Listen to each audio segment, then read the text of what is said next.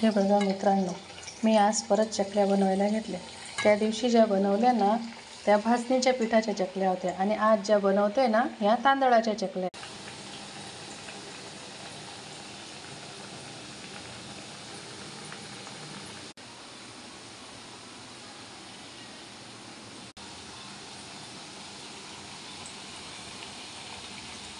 ह्या तांदळाच्या चकल्या कशा बनवायच्या? 3 वाटी तांदळाचं पीठ घ्यायचं आणि 1 वाटी भाजलेल्या डाळ्या असतात ना, डाळवं ज्याला म्हटलं जातं, त्या 1 वाटी त्या डाळ्यांचं पीठ घ्यायचं।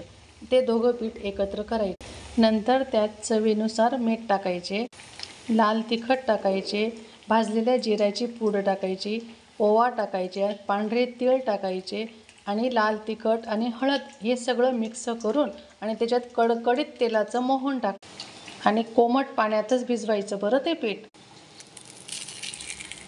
इतक्या खुसखुशीत येतात ना ह्या चकल्या। कशा वाटल्या तुम्हाला आमच्या चकल्या? सांगा नक्की कमेंट करून आणि प्लीज सबस्क्राईब पण करा।